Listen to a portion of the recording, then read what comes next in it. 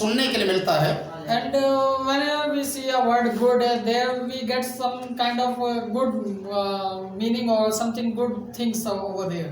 यदि आप सुबह सुबह किसी से मिलते हैं और उसको मिलते आप बोलते हैं गुड मॉर्निंग जी, And in the morning if you say good morning to anyone, तो सामने वाला व्यक्ति बोलेगा oh good morning to you.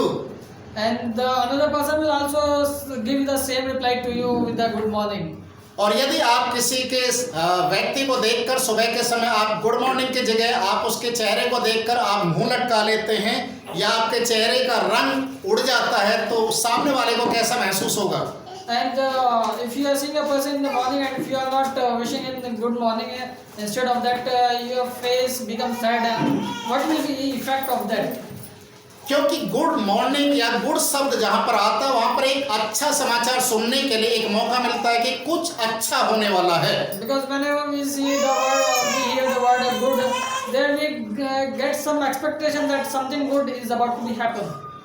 आपको मालूम है इस पूरी दुनिया के अंदर कहीं भी आपको एक अच्छा समाचार सुनने के लिए शायद ही आपको मौका मिले। And it's very rare case that you may hear good news. Is very rare case.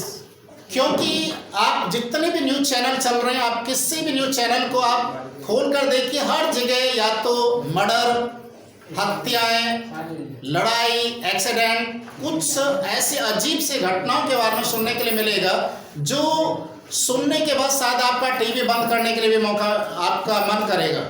And if we see all the news channels, there we will see all the murders, killing and rapes and such kind of incident. And after seeing that, we would like to switch off our TV also. और मैंने कई सारे ऐसे लोगों से मैंने पूछा और कई लोगों से मैंने सुना इस बात को कि हम न्यूज़ देखते ही नहीं हैं।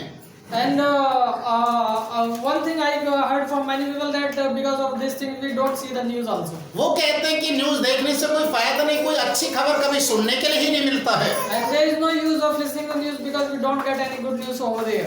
पर आज मैं आपको बताना चाहता हूँ कि एक गुड न्यूज़ है आपके लिए और पूरे मनुष्य जाति के लिए। But I want to tell you that there is one good news and for the human also.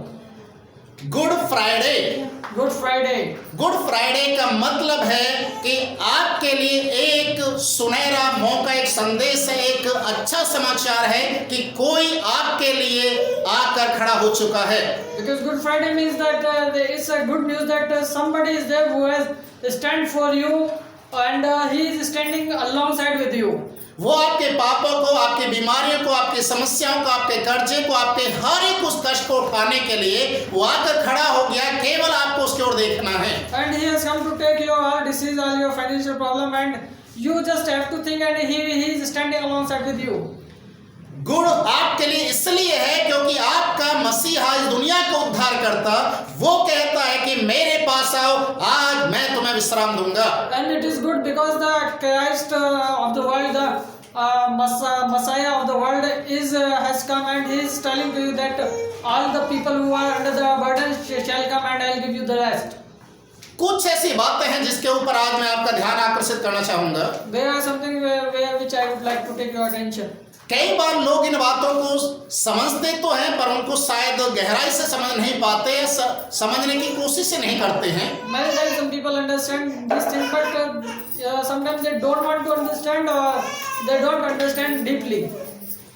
परमेश्वर के वचन में आज के दिन को एक फसह का पर्व के रूप में भी जाना जाता है। And this day is like a very big festival is known. इसे दूसरे शब्दों में अगर बोला जाए तो कुर्बानी का दिन भी कह सकते हैं। And if we say it is like a sacrifice day. परमेश्वर के वचन में जब हम पढ़ते हैं तो आपको एक बात समझ में आना बहुत जरूरी है कि यीशु मसीह इस दुनिया के अंदर परमेश्वर की ओर से जगत का मेमना बनकर आया। And if you see from the word of God, then it is very important to us to know that the Lord Jesus came in the world as a Lamb of God. परमेश्वर का मेमना बनकर यीशु मसीह को इस दुनिया के अंदर परमेश्वर ने भेजा ताकि मनुष्य जाति के पापों को उठाए। And Lord sent Lord Jesus as a Lamb of God so that he can take away all the sins of the world. प्रिय भाइयों और बहनों, इस बात को आपको समझने के लिए आपको यीशु मसीह के जन्म से 4000 साल पीछे की ओर जाना पड़ेगा। And if you want to understand it, then you will have to go 4,000 years back from the birth of Jesus Christ. आज हम जिस परिस्थिति में हैं, आज से लगभग 6000 साल पहले ही यीशु मसीह के कुर्बानी के लिए एक समय को, एक ऐसे नियम को, एक ऐसी विधि को तैयार कर दिया गया था कि जिसके द्वारा मनुष्य जाति उद्धार पा सकती है। And from today around 6,000 years ago, it was already decided and it was already said that there will be a sacrifice for the humans.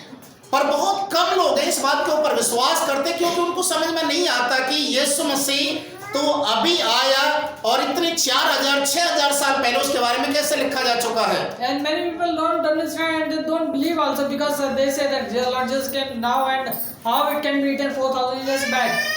प्रिय भाई और बहनों, मैं आपको बताना चाहता हूँ, जिस समय इस्राएली लोग मिस्र देश की गुलामी में थे, And my dear brother sister, I want to tell you when the Israelites were in the slavery with the Egyptians.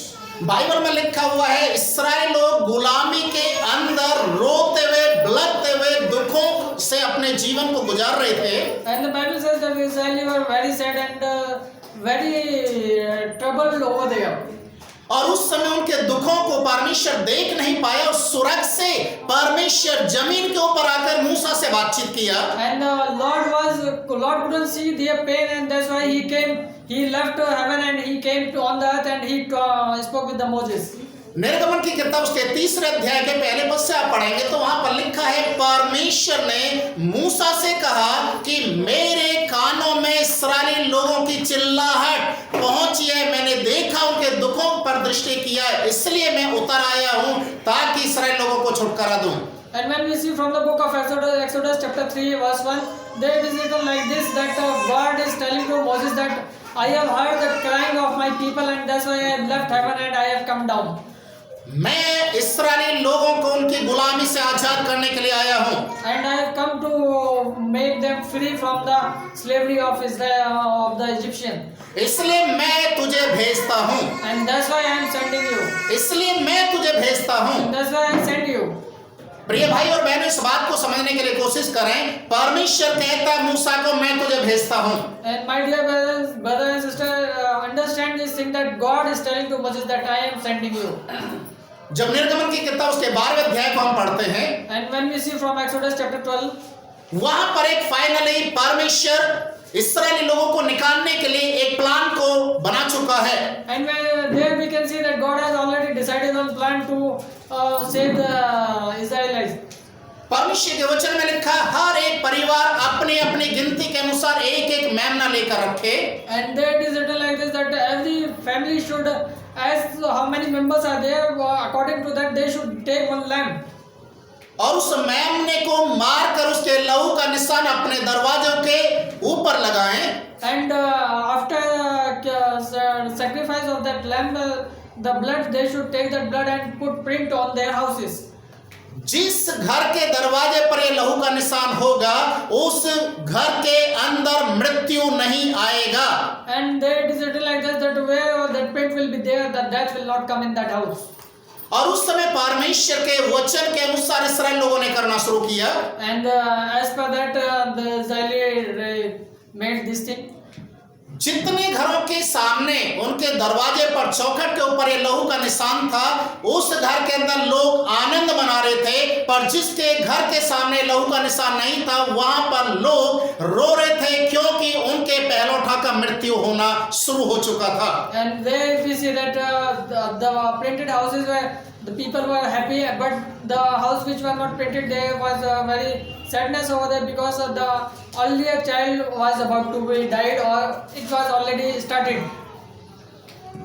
परमेश्वर के वचन में लिखा हुआ है, इस लहू के निशान के द्वारा ही ये एक चिन्ह था, ये पहचान था कि जिस घर के ऊपर लहू का निशान है, अर्थात परमेश्वर की वाचा का लहू। And there it is written like that, that the printed house is that was a mark that the house is saved by God and it's a promise from God.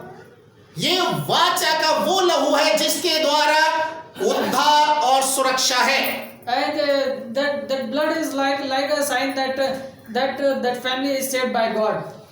प्रिय भाई और बहनों, My dear brother and sister, आप देखिए कि इस्राएली लोगों ने and you see here that all the Israelites over there, मूसा की बात पर यकीन किया।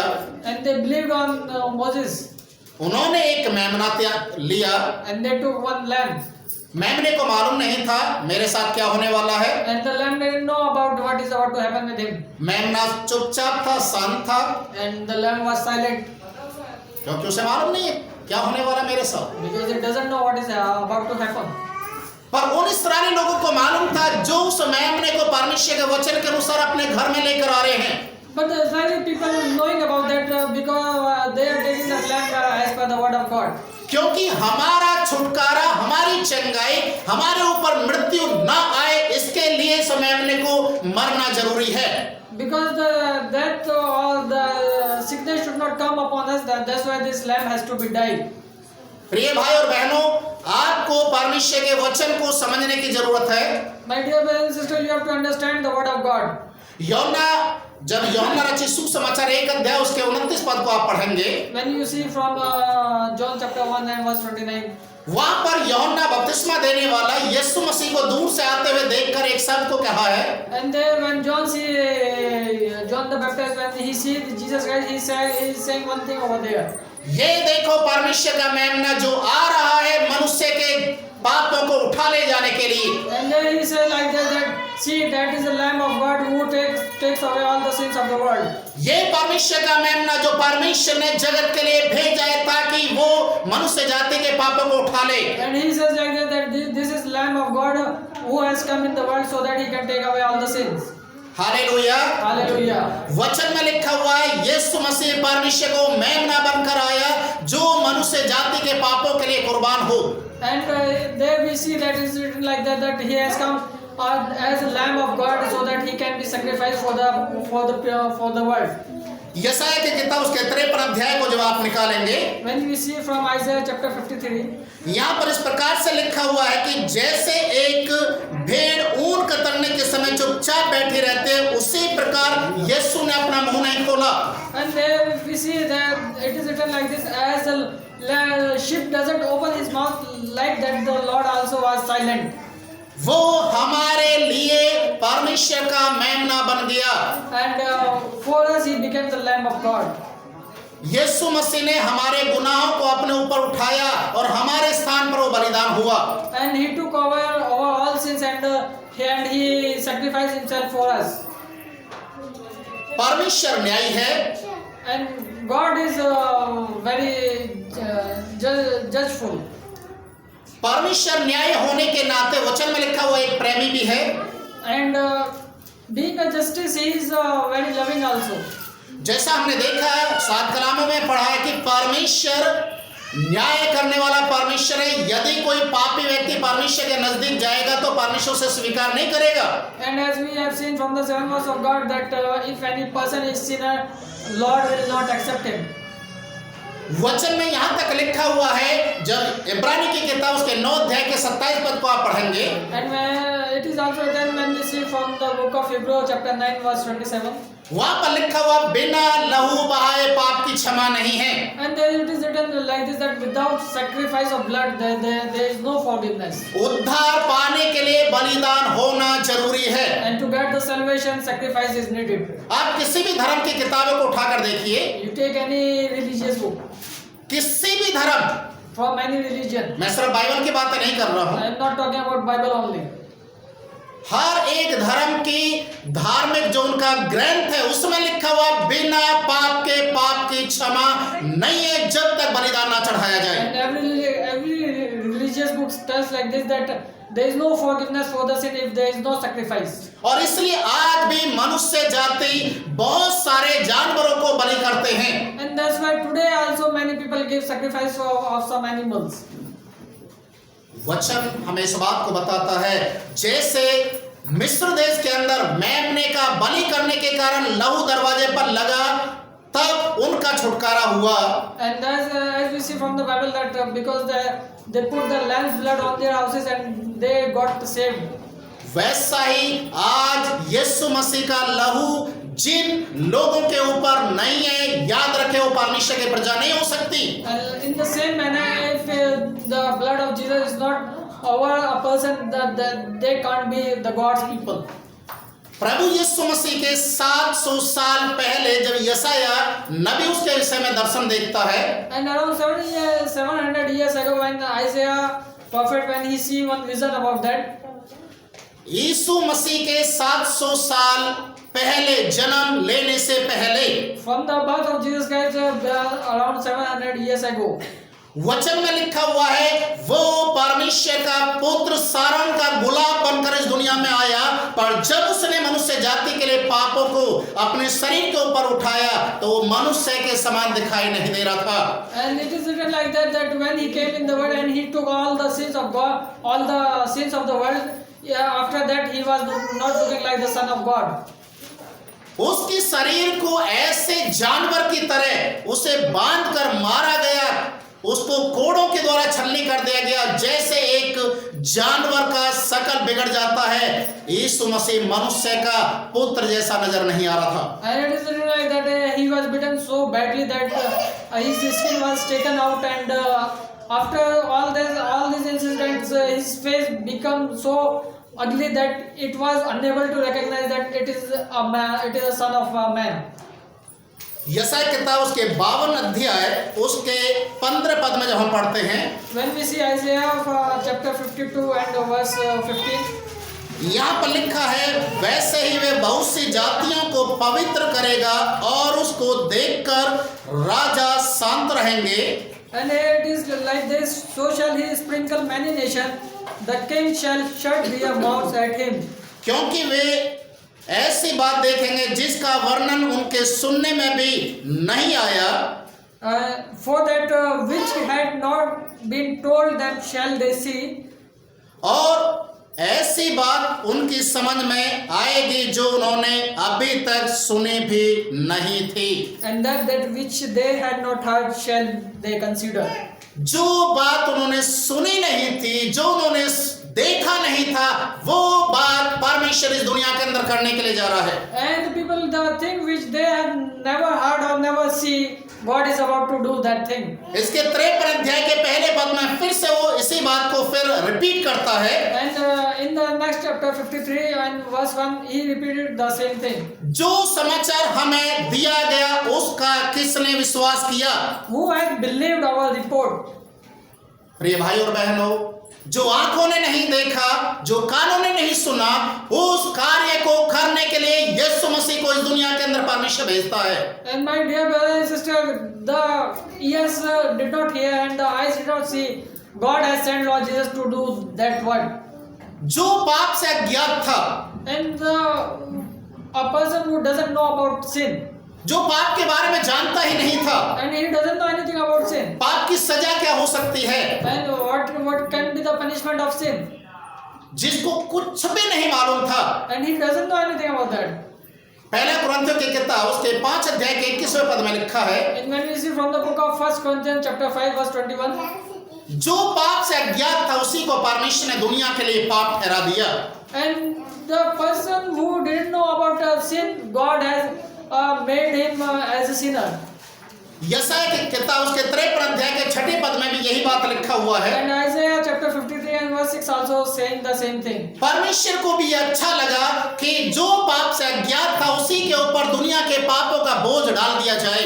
And God also like that the person a lad who doesn't know anything about sin, all the sin shall be put over him. प्रिय भाई और बहनों, मैं आज आपसे पूछना चाहता हूँ यीशु मसीह किसके लिए मरा है? And I want to ask you one thing, that for whom Lord Jesus had died. किसके लिए मरा है? For whom he had died. यदि यीशु मसीह आपके और मेरे लिए मरा है तो उसके जख्मों को अपने शरीर पर महसूस करने का दिन है। And if he died for us, it is the day that we should feel all his wounds upon our bodies. जो पाप के बारे में जानता नहीं था, जिसने कभी जिंदगी में पाप नहीं किया, उसने आपके और मेरे गुनाहों को अपने ऊपर उठाया है। And he doesn't know anything about sin, but still he took our sins upon him. मेमने के ऊपर लोगों ने हाथ रखा और अपने पापों का बोझ उस मेमने के ऊपर रखा और उस मेमने को बलि किया गया। And they put their hands on the lamb and they put all their sins burden upon that lamb and they sacrificed it. वचन में लेवी व्यवस्था की किताब को जो आप पढ़ेंगे, And when we see from the book of Leviticus, Levi व्यवस्था के अंदर एक व्यवस्था दिया गया है, यदि कोई किसी भी प्रकार का पाप करता है तो उसे किस प्रकार का बलिदान चढ़ाना है। and if we see from the Leviticus, there is a law that if a person is doing a sin, what kind of sacrifice he has to do. जब आप पाप की दशा में आते परमेश्वर के सामने, तो आपको एक मेमने को लेकर आना, उसके ऊपर अपने हाथों को रखना है और अपने गुनाहों को उस मेमने के ऊपर रखकर उसे बलिदान करना है। And there we see that when you are as a sinner, if you are coming in front of God, at that moment you have to take one lamb and you have to put your hand on that and you will have to burden out your sin on that lamb and you will have to sacrifice it. और उस मेमने के लहू को लेकर याजक परमेश्वर के वाचा का जो संदूक जहां पर रखा हुआ महापवित्र स्थान, वहां पर जाएगा और परमेश्वर के सामने उसको छिड़केगा और उसी लहू में से जिस व्यक्ति के प्रायश्चित के लिए ये मेमना बलि किया गया है उसके ऊपर, उस व्यक्ति के ऊपर भी छिड़केगा। And there that priest will take the blood of that lamb and he will go inside after the curtain and he will shed that blood on that box and after coming out he will shed that blood on that person also for the forgiveness of the sin. और जब एक पापी व्यक्ति इस बात को महसूस करता है कि मैंने अपने गुनाहों का बोझ इस मेमने के ऊपर डाल दिया, आज इस मेमने का बलिदान हो चुका है और इसका लहू मेरे ऊपर भी आ चुका है, अब मेरे सारे गुनाह माफ हो गए हैं। And there sinner things like that because I have put all my sins upon that lamb and that blood has shed and that blood has come upon me also and now my all sins has been forgiven. Hallelujah, hallelujah. जब तक एक व्यक्ति इस चीज को स्वीकार नहीं करेगा कि मैं एक गुनहगार हूं, मैंने पाप किया, मुझसे गलती हुई है, तब तक वो अपने आप को गुनहगार करके महसूस कर ही नहीं पाएगा। And until and unless if a person don't think that he is a sinner and he doesn't recognize it, at that moment he can't be recognize himself as a sinner. पहला यूहन्ना की किताब उसके पहले अध्याय के 9वें पद में लिखा है। And when we see from the book of 1 John chapter 1 verse 9, यदि हम अपने पाप को मान लेते हैं, if we accept our sins, तो उसके पुत्र का लहू हमारे सारे पापों को क्षमा करने में सामर्थी है। and the blood of the Son of God is having the power to forgive our sins. उसका लहू, यीशु मसीह का लहू आज भी जीवित है। And the blood of Jesus is living today also. क्योंकि उसके लहू का निशान आज भी उसके लोगों के ऊपर लगा हुआ है। Because his blood marks is upon his people is today also.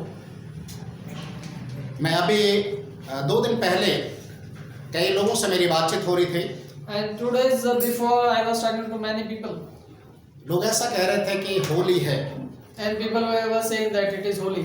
Holi का रंग जब जिसके ऊपर चढ़ता है, होली एक मेल मिलाप का त्योहार है। And they say that the color of holy that is shed on the person is a festival of some meetings. और मैं आज आपको बताना चाहता हूँ, But I want to tell you one thing. भले ही लोग इस बात को कहते हो कि होली मेल मिलाप का त्योहार है, Either people say that holy is a mingle day. पर मैं आपको बताना चाहता हूँ, होली मेल मिलाप का त्योहार नहीं, व्यभिचार का दिन है। But the holy is not a meeting day, but it's a day of adultery. क्योंकि बहुत सारे गलत सोच रखने वाले लोग रंग के बहाने से औरतों को छेड़ते, उनके साथ बदसलूकी करते हैं। And by the reason of holy, to put the color, they touch and they misbehave with the ladies. बहुत सारी बहनें तो ऐसे होते हैं जो होली के दिन अपने घरों में डरी हुई और सहमी बैठी रहती हैं कि कहीं कोई उनके घर में आकर उनके साथ गलत ना कर जाए। And many sisters used to stay their homes with this care so that nobody should come in their house and should do some misbehave with them. पर बहुत सारे ऐसे लोग हैं जो कहते हैं कि रंग बिरंगे रंग डालने से हम रंगीले हो जाते हैं। And many people says like that if we put the colors upon us, we become colorful. प्रिय भाई और बहनों, एक बात मैं आपको बताना चाहूंगा। My dear brother and sister, I want to tell you one thing. शायद इस दुनिया का रंग 1 दिन, 2 दिन, 3 दिन, 4 दिन के बाद चला जाएगा, फीका हो जाएगा, खत्म हो जाएगा। Maybe the color of the world maybe for 1 day, 2 day or 4 days, but it will become fade. पर यीशु मसीह के लहू का जो रंग है वो कभी नहीं बदलने वाला है। But the blood of Jesus Christ will not fade away.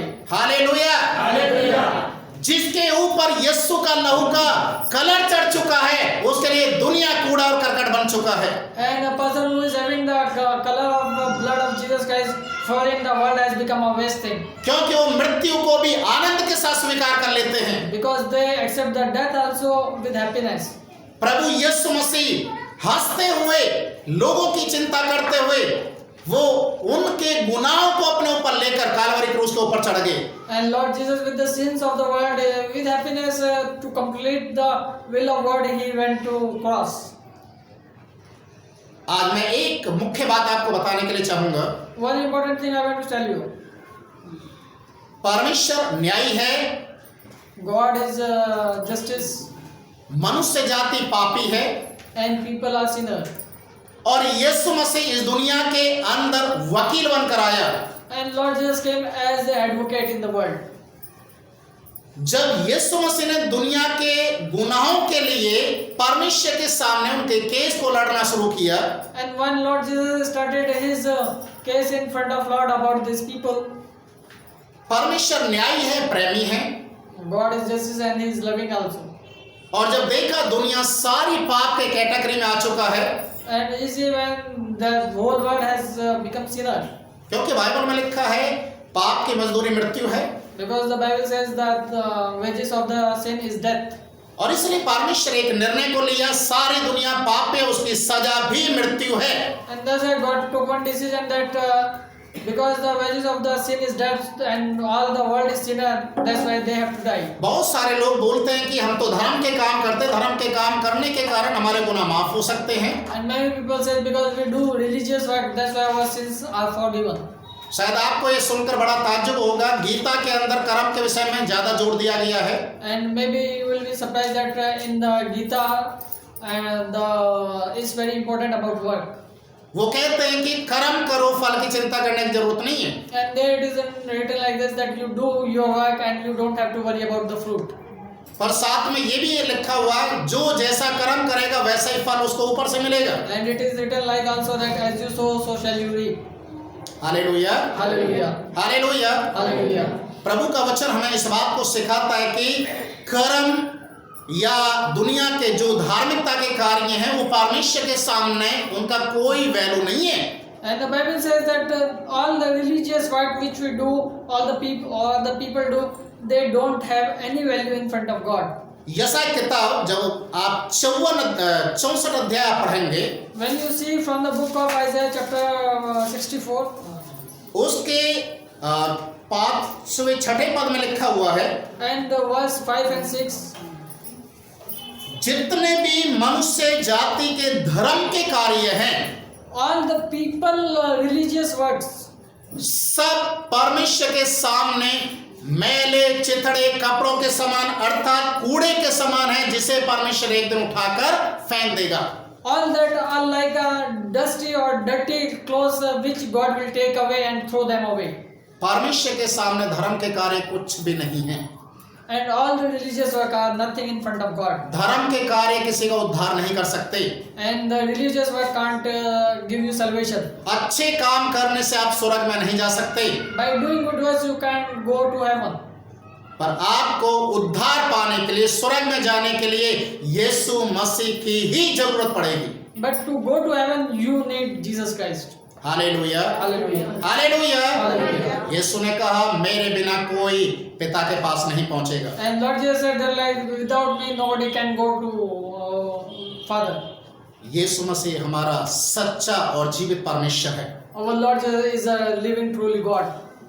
जब परमेश्वर ने देखा मनुष्य जाति पाप की कैटेगरी में आ चुका और पाप की सजा मृत्यु है, अब इंसान को कोई भी नहीं बचा सकता, तो हमारा वकील यीशु मसीह हमारे स्थान पर वो खड़ा हो गया कि इन सारे के सारे दुनिया के गुनाहों का बोझ मैं अपने ऊपर उठाकर मैं मरने के लिए जा रहा हूँ।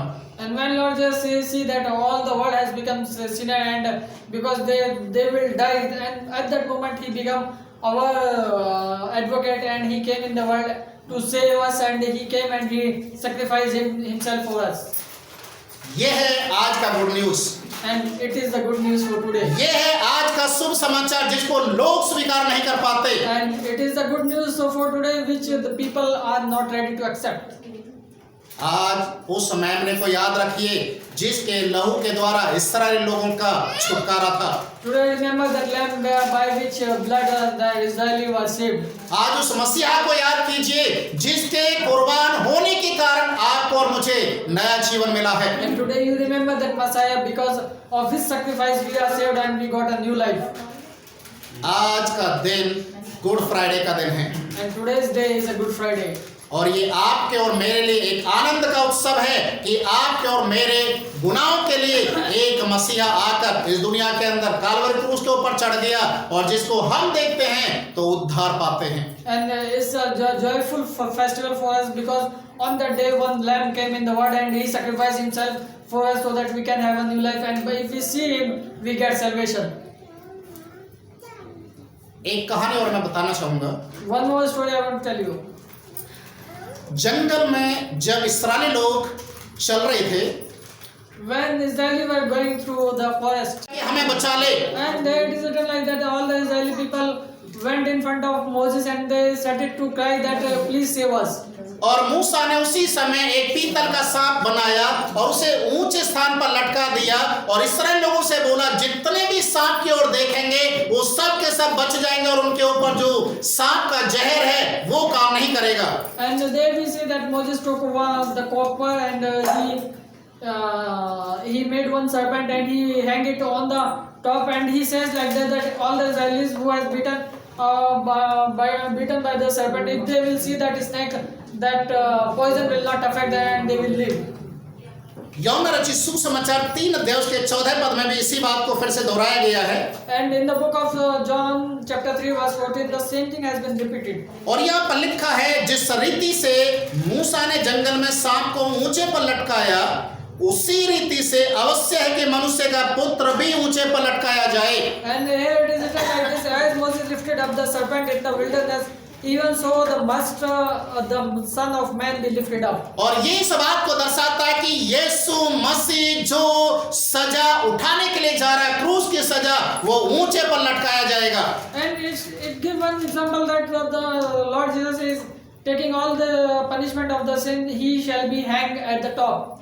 जितने यीशु की ओर देखेंगे all the people will see him. मूसा ने जैसा कहा था जितने भी लोग उस सांप की ओर देखेंगे जो पीतल का सांप ऊंचे पर लटकाया गया है वो सब बच जाएंगे। As the Moses told that all the people who will see that snake they will be saved. और आज परमेश्वर का वचन कहता है जितने भी यीशु मसीह के काल्वरी क्रूस की ओर देखते हैं वो सब बच जाते हैं। And the word of God says that all the person who see Lord Jesus they will be saved. Hallelujah Hallelujah. Hallelujah. Hallelujah. ये आपके और मेरे लिए ये समाचार है ताकि मनुष्य जाति इस बात को जाने हमारा उद्धार केवल यीशु मसीह में है। And it is a good news for you and me that the people should know that the salvation is because of Lord Jesus only. स्वर्ग तक जाने का भी रास्ता केवल यीशु मसीह है। And there is only one way to heaven, that is Jesus Christ. केवल यीशु मसीह ही है जिसके बलिदान के कारण, जिसके लहू के कारण हम उद्धार को पाते हैं। And it is only Lord Jesus Christ because of sacrifice and we are being saved. इस शुभ समाचार को हमें दूसरे लोगों को बताना है। And this good news we have to tell to others. जैसे हमने शुभ समाचार को ग्रहण किया कि हमारे लिए एक मसीहा इस दुनिया में आकर मरकर जीवित हो गया है, वो दूसरे लोगों के लिए भी आज वैसा ही है। And as we have expected that Lord Jesus has come and died and he rose again and he is having the power to save us, the same news shall be spread to other people. Hallelujah Hallelujah. Hallelujah. Hallelujah. हम सभी बोले happy good Friday. अपने पड़ोसी से भी बोले happy good Friday और बोले कि आपके लिए यीशु कुर्बान हो गया है। अब आप नहीं परमेश्वर के बेटा और बेटी बन चुके हैं। अब हम सब मिलकर बोले हम परमेश्वर की संतान हैं। यीशु का लहू हमारे ऊपर लग चुका है।